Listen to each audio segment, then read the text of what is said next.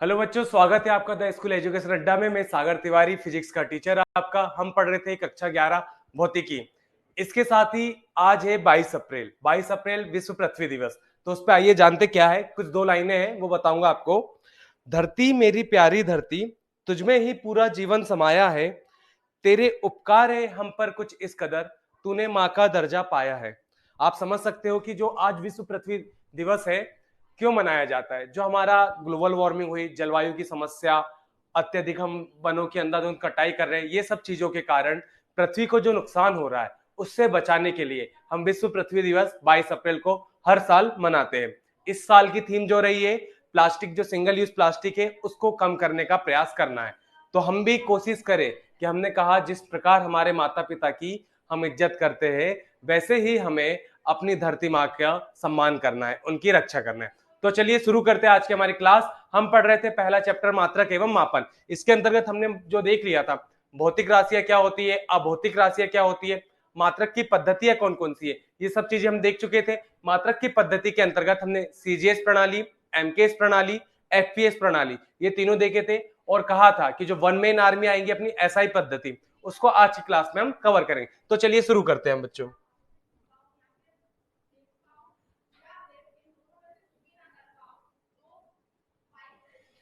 जैसे हमने मात्रक के बारे में देखा था कि मात्रक क्या था, एक मानक होते हैं, किसी संदर्भ मानक होते हैं कि मुझे किसी चीज के बारे में यदि जानकारी लेना है तो एक मानक से उसकी तुलना करूंगा। आपको मैंने एक राजा वाली स्टोरी सुनाई थी कि राजा ने 1 मीटर के लिए, एक उदाहरण के रूप में, कि 1 मीटर, किसी ने कोई कपड़ा मांगा है तो 1 मीटर के लिए अपना एक हाथ रख दिया। किसी को 1 मीटर कपड़ा चाहिए तो एक हाथ के बराबर, किसी को 2 मीटर कपड़े चाहिए तो 2 हाथ के बराबर। इस प्रकार से राजा ने कार्य किया। तो इसी को आगे देखते हैं जो हमने देखा था सीजीएस, फिर उसके बाद एमकेएस, और फिर देखे थे हमने एफपीएस पद्धति। अब जो थी हमारी मेन वन मैन आर्मी, जैसे आपको बताया था कि ये थे हमारे बाहुबली, इन्हीं का शासन चला था। तो देखते जो एसआई पद्धति है, अंतरराष्ट्रीय मात्रक पद्धति, international system of units for SI units, ये जो पद्धति है 1960-61 में प्रारंभ करी गई थी। इसमें 1989 में कुछ संशोधन करे गए। ये सब चीजें धीरे धीरे विकसित हुई।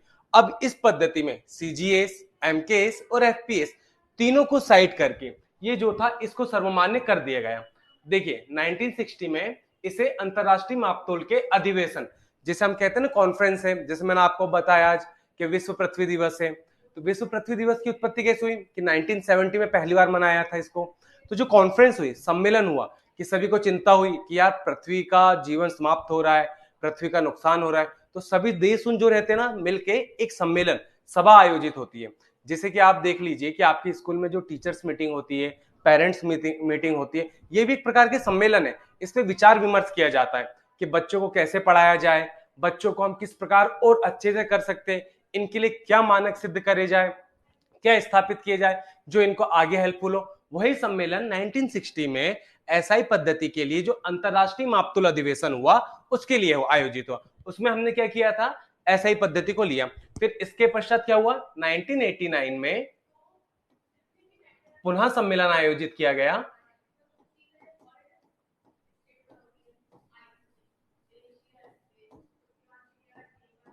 और जो परिभाषाएं थी इनको मानक रूप प्रदान किया गया। इसका पूरा नाम यदि आपसे एग्जाम में पूछे तो इसका पूरा नाम क्या है, day system international the units. ठीक है, आपको समझ आया। इसका पूरा नाम आप इंग्लिश में ही याद करिए तो ज्यादा अच्छा रहेगा, क्योंकि हिंदी में इसके कुछ प्रोनाउंसिएशन अलग हो जाते हैं। और जहां तक फुल फॉर्म हो हम इंग्लिश में पढ़ने की कोशिश करेंगे। कहीं जगह हमें समस्या होगी कि हिंदी से इंग्लिश में कैसे याद करें, लेकिन जब आप इसको हिंदी रूपांतरण देखोगे ना तो बहुत कठिन होगा। तो इसलिए हम जो हमारे लिए इजी होगा हम उसी पे अध्ययन करेंगे।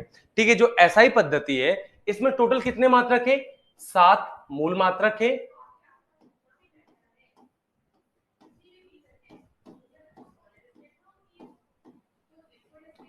और 2 पूरक मात्रक है।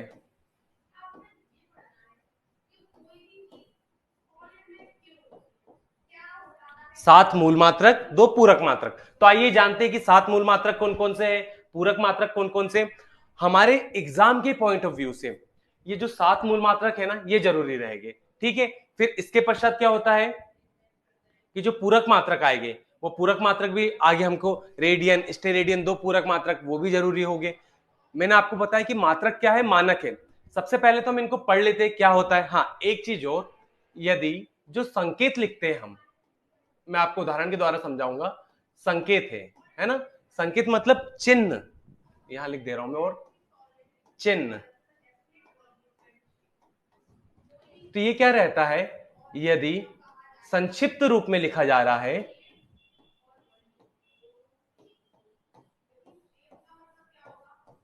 संक्षिप्त रूप में लिखा जा रहा है, तो हम क्या रहते हैं, इसे स्मॉल लेटर में लिखते हैं।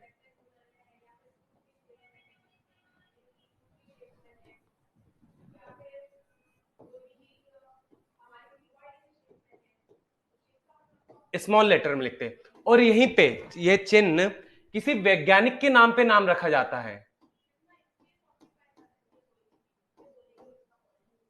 वैज्ञानिक के नाम पर लिखते हैं, तो इसे क्या लिखते हैं हम, कैपिटल लेटर में। मैं आशा करता हूं कि आपको स्मॉल लेटर, कैपिटल लेटर, ये सब चीज अच्छे से आती होगी। जो स्मॉल लेटर, जैसे उदाहरण के लिए किलोग्राम लिखना है मुझे, जैसे ये है किलोग्राम लिखते हैं हम, ठीक है, तो इसका हम कैसे लिखते हैं, के और जी, इस प्रकार लिखेंगे। लेकिन वहीं पर हमको क्या, केल्विन लिखना है, केल्विन को हम कैसे लिखते हैं, कैपिटल के। एम्पियर लिखना है तो कैपिटल ए। इस चीज को समझिए आप। मान लीजिए कि मेरा नाम सागर है, जैसे मेरा नाम पे यदि कोई मात्रक है, कि मैं यदि कोई मानक या फिर कोई चीज की खोज करता हूं जो भौतिक नियमों को क्या करेगा, परिभाषित करेगा, जैसे सागर, यदि मेरे नाम पे मात्रक लिखा जाएगा तो कैपिटल एस होगा, क्योंकि मेरा नाम सागर एस से चालू हो रहा है। तो जो नाम है, मेरे नाम पे यदि मात्रक रखा गया तो कैपिटल लेटर में लिखा। वहीं पर मेरे द्वारा कोई थ्योरी दी गई है, अब मैं उस थ्योरी को प्रतिपादित कर रहा हूं, जैसे मैंने दे दिया किलोग्राम की थ्योरी की, 1 किलोग्राम अर्थात इतना होता है, तो जब मैं किलोग्राम को लिखेंगे तो केजी, स्मॉल के और स्मॉल जी के रूप में लिखेंगे। मैं उम्मीद करता हूं ये आपको समझ आया होगा, जो कैपिटल लेटर है और स्मॉल लेटर कब यूज किए जाते हैं और क्यों यूज किए जाते हैं। हमारा मेन चीज रहती है कब से ज्यादा क्यों समझना। कब तो हम रट लेंगे, लेकिन क्यों, इसके पीछे की कहानी क्या है, इसके पीछे की थ्योरी क्या है, हमको ये समझना है बच्चों, ठीक है। तो आपको ये आ गया स्मॉल लेटर और कैपिटल लेटर में नाम क्या है। तो सबसे पहले जो भौतिक राशि है द्रव्यमान, द्रव्यमान का मात्रक क्या है, किलोग्राम, इसका संकेत क्या है, स्मॉल के और स्मॉल जी, ठीक है। दूसरी हमारी राशि है लंबाई, लंबाई का मात्रक क्या होता है, मीटर, मीटर को हम कैसे दर्शाते हैं, स्मॉल एम। तीसरी हमारी राशि है समय, जिसका मात्रक होता है सेकंड, इसे भी स्मॉल एस से दर्शाते हैं, ठीक है। चौथी हमारी राशि है तापमान, जिसका मात्रक होता है केल्विन, इसे हम कैपिटल के से दर्शाते हैं, ठीक है। ये देखिए कैपिटल के से दर्शाते हैं। चौथी राशि प्रदीप्त तीव्रता या ज्योति तीव्रता, जिसका मात्रक होता है कैंडेला, इसे कैसे दर्शाते हैं हम, सीडी से, ठीक है। चौथी अपनी छठवीं राशि होती है विद्युत धारा, जिसका मात्रक होता है एम्पियर, इसे दर्शाते हैं हम कैपिटल ए से, ठीक है। आखिरी सातवीं मूल राशि हमारी कौन सी होती है, पदार्थ की मात्रा, जिसका मात्रक होता है मोल, इसे लिखते हैं हम MOL। तो जल्दी से आप 2 मिनट में सोच के बताइए मुझे 10 सेकंड के अंतर्गत कि इसमें से ऐसी कौन सी मूल राशियां है जिनका नाम किसी वैज्ञानिक के नाम पर रखा गया है, जिनके मात्रक किसी वैज्ञानिक के नाम पर है। आप, ये चार्ट है आपके सामने, चार्ट पे बताइए कौन सी अपनी जो मूल राशि है, भौतिक राशि है, उसमें कौन से मात्रक है जो हमारे वैज्ञानिकों के नाम पे रखे, देखिए आप।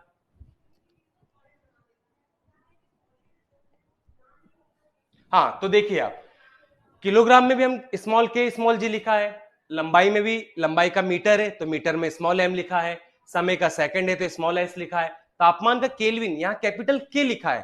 तो अर्थात जो तापमान के मात्रक की अवधारणा दी है, तापमान की अवधारणा दी है, वो किसने दी है, केल्विन नामक वैज्ञानिक ने दी है। किसने दी, केल्विन नामक वैज्ञानिक ने दी है, तो इसलिए हम इसे कैसे लिख रहे हैं, कैपिटल के। उसी प्रकार विद्युत धारा, विद्युत धारा का मात्रक क्या होता है, एम्पियर, एम्पियर की जो अवधारणा दी है, विद्युत धारा का जो मात्रक ज्ञात किया है, जो उसकी अवधारणा है, वो किसमें दी है, कैपिटल ए में, ठीक है। तो इसमें जो मूल मात्रक है जो वैज्ञानिकों के नाम पे लिखे गए, कौन कौन से हो गए, पहला केल्विन, दूसरा एम्पियर, बाकी तो हमारे जो किसी ने थ्योरी दी है उसके आधार पर प्रतिपादित हुए हैं, ठीक है। आपको ये समझ आया। हमने, जैसे मैंने आपको बताया था पिछली क्लास में, कि यदि हम कोई चीज है जो मात्रक है, मात्रक का क्या होता है बच्चों, एक मानक होता है, अब हमको पता तो चल गया कि लंबाई का मानक जो होता है वो क्या होता है, मीटर। लेकिन मीटर किस संदर्भ में रखा गया है, इसके पीछे क्यों किया ऐसा? या मीटर की परिभाषा तो आप कुछ भी दे सकते थे ना, कि मान लीजिए कि जैसे आप मेरी क्लास में हो, रवि करके कोई स्टूडेंट है, रवि बोलेगा सर इसने मीटर की परिभाषा दी, वैसे मान लीजिए कि मेरे ये 2 हाथ के बराबर 1 मीटर की परिभाषा दे दो। अब ऐसा सर्वमान्य तो हो नहीं सकता ना। क्या है कि रवि के हाथ यहाँ पे 2 मीटर, अब रवि के हाथ यदि मानक बन गया तो सभी देशों में चलेगा, लेकिन भारत में अलग, पाकिस्तान में अलग, बांग्लादेश में अलग, अमेरिका में अलग, ऐसे जो अन्य नाम के होंगे तो वैसे होगा। तो यह प्रणाली किसमें, सीजीएस एमकेएस में हमने देखा कि अलग अलग होते जा रही थी, कि यहाँ पे लंबाई का मात्रक कुछ अलग था, यहाँ पे लंबाई का मात्रक अलग, यहाँ पे लंबाई का मात्रक अलग। जैसे फुट हो गया, मीटर हो गया, सेंटीमीटर हो गया, ये हमने क्या देखे थे, लंबाई के मात्रक। लेकिन आए हमारे वन मैन आर्मी एसआई पद्धति, उसने कहा कि नहीं भैया लंबाई का मात्रक तो अब सिर्फ मीटर चलेगा। अब मीटर की परिभाषा उसने क्या दी है कि जो प्रकाश है, प्रकाश की चाल सभी को पता है, ठीक है, प्रकाश की चाल क्या है, 299, 792, 458। ये एग्जाम में नहीं आएगा, सिर्फ आप एक बेसिक नॉलेज के लिए रखिए कि यदि आप कहीं, जैसे प्रैक्टिकल होगा आपका 30 नंबर की प्रायोगिक परीक्षा होती है ना, उसमें पूछ लिया आपसे कि चलिए प्रकाश की चाल बताइए या फिर मीटर की परिभाषा बताइए, तब वहां पे काम आएगी। लेकिन एग्जाम में 99.99% ये एग्जाम में नहीं आएगा। एग्जाम में हद से हद आपसे पूछेगा कि मीटर का ऐसा ही मात्रक क्या है और लंबाई का ऐसा ही मात्रक क्या है, आप बता दोगे मीटर। लेकिन वो ये नहीं पूछेगा, अब हम मोबाइल नंबर थोड़ी नहीं याद करना है हम सबके, ये मीटर है। फिर इसके बाद आप देखोगे एम्पियर का, तो एम्पियर में अलग आएगा। ज्योति तीव्रता का देखोगे तो कैंडेला की अलग धारणा है। तो इन सभी के मोबाइल नंबर है, तो ये समय के लिए अलग हो जाता है। तो नहीं, हमारे लिए जो एग्जाम के पॉइंट ऑफ व्यू से जरूरी है, लंबाई का मूल मात्रक मीटर, बस। अब इसकी परिभाषा देख लेते हैं हम कि 1 मीटर वह दूरी है जिसे प्रकाश निर्वात में 1 सेकंड में चलता है। जो प्रकाश है निर्वात में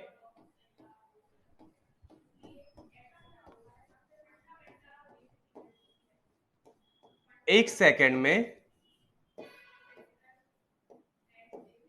चलता है, ठीक है। अब प्रकाश निर्वात में 1 सेकंड में चलता है, तो प्रकाश की चाल हमको पता है 299, 792, 458, ठीक है। 299, 792, 458, तो 1 सेकंड में चलेगा, अर्थात 299, 792, 458। यदि प्रकाश 1 सेकंड में इतनी दूरी तय करेगा, मान लीजिए कि प्रकाश 1 सेकंड में, इसको मान लेते जो भी इतनी दूरी है, तो इतनी दूरी जो प्रकाश ने तय करी उसे क्या कहा हमने, 1 मीटर। तो 1 मीटर की परिभाषा हमको समझ आ गई कि प्रकाश द्वारा निर्वात में 1 सेकंड में चली गई दूरी। इन शॉर्ट है, हो गया, सिंपल हो गया, साधारण शब्दों में मीटर की परिभाषा भी हो गई हमारी, और हमारे यदि एग्जाम में आता है तो एग्जाम में भी हम अच्छे से लिखेंगे। हमारा मुख्य टारगेट क्या है, एग्जाम के साथ साथ कॉन्सेप्ट भी बनाना, ठीक है। तो मीटर की परिभाषा आपको क्लियर हो गई, उम्मीद करता हूं कि प्रकाश द्वारा 1 सेकंड में निर्वात में चली गई दूरी को 1 मीटर कहा जाता है, वहां जहां पर प्रकाश की चाल बराबर से 299, 792, 458 है, ठीक है बच्चों।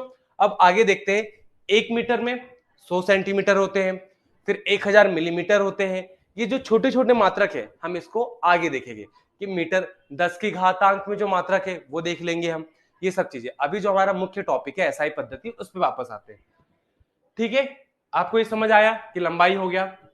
फिर इसके बाद क्या है, द्रव्यमान का मूल मात्रक। जो द्रव्यमान का मूल मात्रक है ना, तो उसको इन लोगों ने क्या किया, जो फ्रांस के एक सेवेरियन स्थान था, देखिए इसकी एक इमेज है, जो ये फ्रांस में एक सेवेरियन नामक स्थान था, वहां पर इरिडियम और प्लेटिनम, ये देखिए प्लेटिनम और इरिडियम का एक बेलन है। ये जो बेलन, इसके अंतर्गत देखो आप यहाँ पे कि बेलन रखा हुआ है, इस बेलन को इन्हें 1 किलोग्राम की अवधारणा दी है, ठीक है। कि यदि आपसे पूछे कि द्रव्यमान का ऐसा ही मात्रक क्या है, किलोग्राम, ठीक है। अब वो ये कि मात्रक क्या होते हैं, मानक होते हैं, तो मानक के रूप में हमसे पूछेगा कि द्रव्यमान का तो किलोग्राम हो चुका है, लेकिन इसका मानक क्या है। तो जो फ्रांस है, फ्रांस में एक सेवेरियन नामक स्थान है, वहां पर एक बेलन रखा गया है। ये जो बेलन आपको इतने बड़ा आकार दिख रहा है ना, ये बेलन रखा गया है। इस बेलन में 90% प्लेटिनम, जो बेलन है एक मिश्र धातु का बना है, जिसमें 90% प्लेटिनम प्लस 10% इरिडियम है।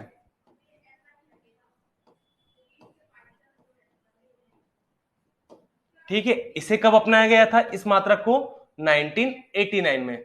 जैसे मैंने आपको बताया कि 1960 में सबसे पहले सम्मेलन हुआ, फिर उसके पश्चात 1989 में एक और सम्मेलन हुआ, इसमें मात्रकों के मानक तैयार करे गए थे। तो जो किलोग्राम का मानक है वो क्या है, 1989 में अपनाया गया था। ठीक है, देखिए मेड इन 1989 अर्थात 1889 में ये बना था और इसे 1989 में अपनाया गया था। ठीक है, आगे आपको समझ। अब इसकी जैसे हम परिभाषा देखें तो परिभाषा कैसे लिखेंगे? फ्रांस के सेविरियन नामक स्थान पर मापतोल के अंतरराष्ट्रीय तोल ब्यूरो में सुरक्षित रखे प्लेटिनम इरेडियम की धातु के बने हुए बेलन, ये परिभाषा हो गई। आपको पता है ये 1 किलोग्राम का है।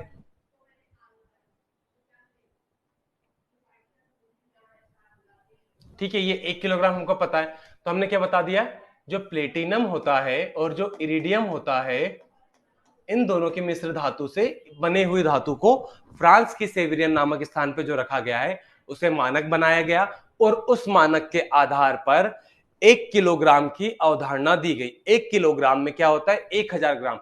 अब आप चाहे भारत में 1 किलोग्राम शक्कर खरीदो या फिर कहीं बाहर जाके 1 किलो सामान खरीदो, 1 किलोग्राम सामान खरीदो, तो ये जो मानक है, जो फ्रांस की सेविरियन बताया मैंने आपको, फ्रांस के सेविरियन नामक स्थान में रखा गया, ये मानक सभी दूर चलेगा। ठीक है, हमने देख लिया लंबाई का, देख लिया है, फिर उसके पश्चात हमने देख लिया द्रव्यमान का। अब तीसरा देखते हैं हम समय का मूल मात्रक। समय का मूल मात्रक क्या होता है बच्चों? सभी को पता है समय का क्या होगा, सेकंड। लेकिन सेकंड आया क्यों, कि अब इसका मानक क्या है? जैसे मैंने आपको पिछली क्लास में बताया था कि मात्रक मानक है, तो समय का मूल मात्रक है सेकंड। जो एग्जाम ओरिएंटेड हमारा जरूरी रहेगा, समय का मूल मात्रक सेकंड, जिसे एस, स्मॉल एस से दर्शाते हैं। लेकिन इसका मानक क्या है? जो सीजियम 133 होता है, जो सीजियम एक परमाणु होता है, इसे सीएस से दर्शाते हैं। सीजियम 133 परमाणु है, तो इसमें क्या होता है, 55 इलेक्ट्रॉन होते हैं। आपने केमिस्ट्री में परमाणु विन्यास करना सभी ने पढ़ा होगा, तो 55 का परमाणु विन्यास क्या होगा, 2 8 8 18 2 8 10 8 18 दूनी 36 और 18 3 54। ठीक है, ये हो गया, और एक इलेक्ट्रॉन, ये एक बचा।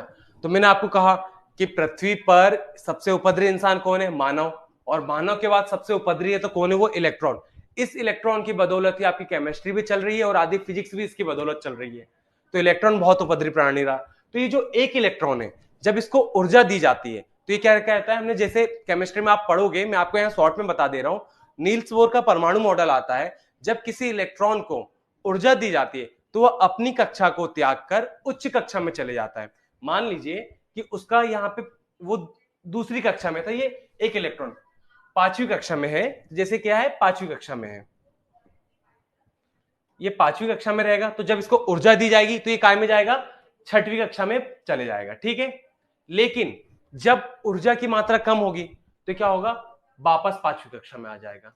ये नील्स बोर का जब आप परमाणु मॉडल पढ़ोगे तो उसमें बताया गया है। तो अभी हमारे फिजिक्स में जो जरूरी हम देखते हैं, जो समय का मूल मात्रक क्या है, सेकंड, और सेकंड को मानक रूप में क्या है, सीजियम 133 का जो परमाणु क्रमांक है 133, उसमें जो 55 इलेक्ट्रॉन है, उसका जो आखिरी इलेक्ट्रॉन एक है, वो क्या रहता है कि उच्च ऊर्जा कक्षा में जाता है, फिर निम्न ऊर्जा में आता है, फिर उच्च ऊर्जा कक्षा में जाता है, फिर निम्न ऊर्जा कक्षा में आता है। तो इस प्रकार के जो कक्षाओं में परिवर्तन हो रहा है वो कितने सेकंड में होता है, 91 92 63 17 70।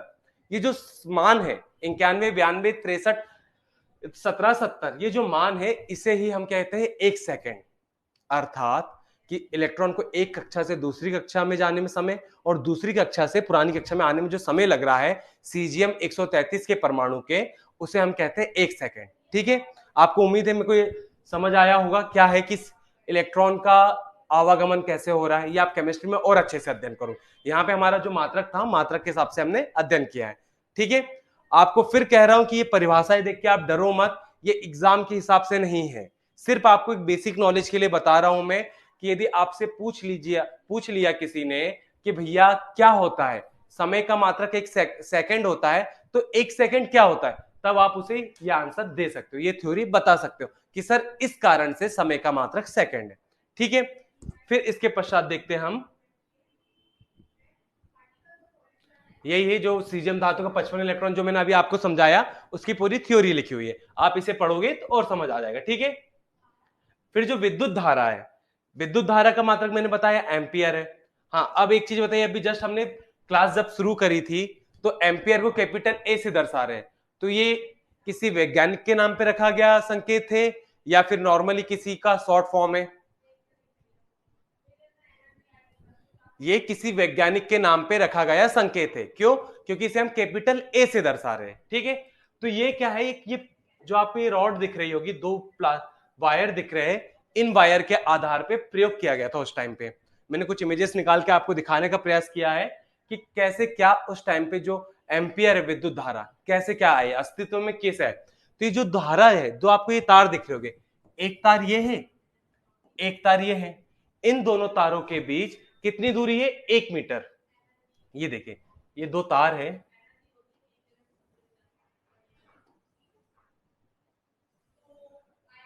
इन दो तारों की लंबाई कितनी है? 1 मीटर। इनके अंदर कितनी विद्युत धारा प्रवाहित कर रहे हैं हम? 1 एम्पियर।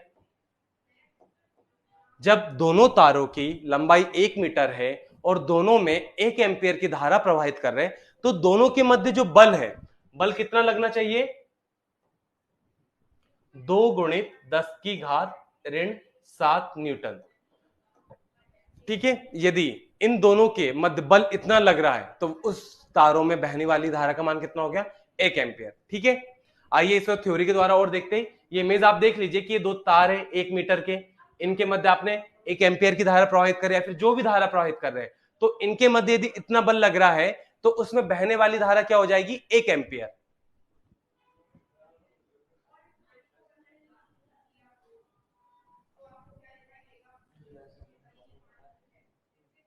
देखिए ये एम्पियर है, तो एम्पियर का मैंने आपको क्या बताया बच्चों? जो दो तार है जिनकी लंबाई कितनी है? 1 मीटर, इसमें हमने कुछ विद्युत प्रवाहित करी,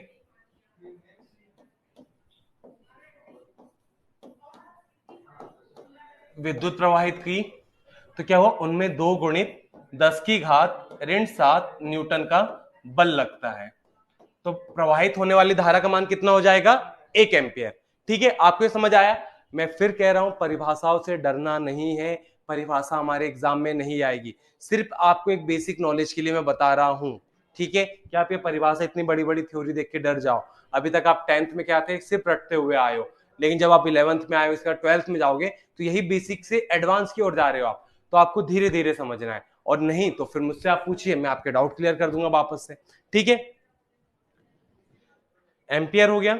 एम्पियर के पश्चात देखते हैं हम ताप का मूल मात्रक। जो ताप है, ताप का मूल मात्रक क्या होता है? केल्विन। ठीक है, ताप का मूल मात्रक केल्विन, इसे कैपिटल के से दर्शाते हैं। कैपिटल के अर्थात ये किसी वैज्ञानिक के नाम पे रखा गया मात्रक है, केल्विन नामक वैज्ञानिक के नाम पे यह मात्रक रखा गया है।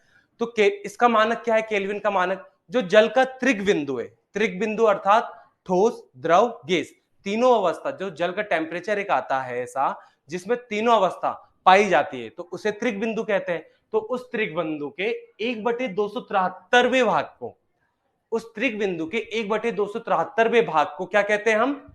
1 केल्विन। ठीक है, आप छोड़िए इतनी थ्योरी, सिर्फ केल्विन इसका मात्रक होता है, और ये जल का त्रिक बिंदु है, त्रिक बिंदु के 1/273वें भाग को केल्विन कहा जाता है। ठीक, अब आगे देखते हैं, केल्विन के बाद हमारा क्या है? ज्योति तीव्रता। अब आपने सभी ने टॉर्च तो सभी ने जलाया होगा, अब आप एक काम करिएगा, जो टॉर्च है, टॉर्च को अपने हाथों से ऐसे लेके यू जला के देखिएगा। ठीक है, तो आप जब टॉर्च को चलाओगे ना, तो मान लीजिए कि ये दो उंगलियों के बीच से जो गैप है, इससे कुछ प्रकाश निकल के बाहर जाएगा। मान लीजिए टॉर्च का लाइट है, कुछ प्रकाश निकल के बाहर गया, तो ज्योति तीव्रता क्या होता है? एकांक क्षेत्रफल से गुजरने वाला प्रकाश। ठीक है, देखिए जैसे यहाँ पे ये टॉर्च है, ये टॉर्च से लाइट आ रहा है, तो जब इस लाइट से एकांक क्षेत्रफल, मतलब एकांक अर्थात एक क्षेत्रफल, इस एकांक क्षेत्रफल से जो प्रकाश निकल रहा है ना, इसे क्या कहते हैं हम? ज्योति तीव्रता। इसका मात्रक क्या होता है? कैंडेला। इसे हम कैसे दर्शाते हैं? CD से। ठीक है, ज्योति तीव्रता क्या हो गया है कि प्रकाश के एकांक क्षेत्रफल से गुजरने वाले मान को, एकांक क्षेत्रफल से गुजरने वाले प्रकाश को ज्योति तीव्रता कहा जाता है, जिसका मात्रक कैंडेला होता है। ठीक है, फिर इसके पश्चात देखेंगे पदार्थ की मूल मात्रा। जो पदार्थ की मात्रा है, जो अवागाद्रो एक वैज्ञानिक थे, अमेदेओ अवागाद्रो, इनके नाम पे इनने क्या दी थी, मोल संकल्पना दी थी। तो इन्होंने बताया कि कोई भी जो अणु परमाणु कोई भी अवयव रहता है, उसके अंदर अणु परमाणु इलेक्ट्रॉन न्यूट्रॉन प्रोटॉन और उसके अवयव जो भी चीजें रहेगी वो कितनी रहती है हमारी 6.023 इंटू 10⁻23 इतने अवयव पाए जाते हैं। तो एक मोल बराबर से कितना हो गया 6.023 गुणित 10⁻23 गुणित 10⁻23 होती है। इस संख्या को अवोगाद्रो संख्या भी कहते हैं और इसका जो है मात्रक क्या होता है, मोल। ठीक है, मोल हो गया। अब इसका एक न्यूमेरिकल है, हम न्यूमेरिकल कल की क्लास में देखेंगे। अभी जो मात्रक है, मात्रक देखते हुए चलते हैं हमारे पूरे। फिर इसके पश्चात आता है रेडियन। रेडियन को देखोगे आप तो रेडियन क्या होता है, जो एक गोल है समतल। आपने कक्षा 1 5वीं से अभी तक कक्षा 10वीं तक जितने भी एंगल बनाए समतल पर बनाए, अर्थात 2D डायग्राम बनाते थे हम, 3D डायग्राम कभी नहीं बनाया हमने। तो जो 2D डायग्राम रहता था उसको मापन के लिए क्या रहता है, समतल कोण। समतल कोण को हम मापते किसमें, रेडियन में। अभी तक आप सोच रहे होंगे सर हम तो डिग्री में ही मापते हैं, ये रेडियन क्या है।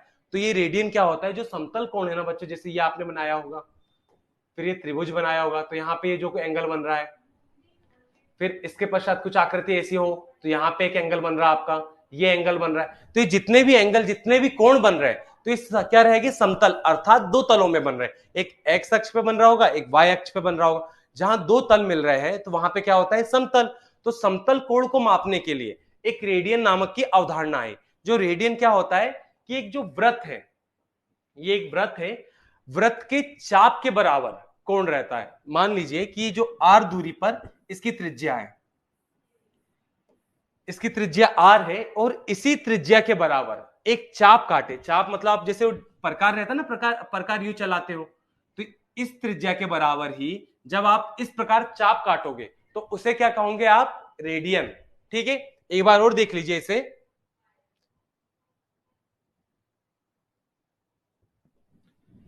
कि जैसे ये वृत्त है, वृत्त की त्रिज्या मान लेता हूं मैं 5 सेंटीमीटर है। ठीक है, वृत्त की त्रिज्या कितनी है, 5 सेंटीमीटर। तो कि मैं कहना क्या चाह रहा हूं कि वृत्त की त्रिज्या के बराबर चाप काटना है। तो ये 5 सेंटीमीटर है ना, तो हम 5 सेंटीमीटर का प्रकार लेंगे हमारा, और ये 5 सेंटीमीटर, ये देखिए।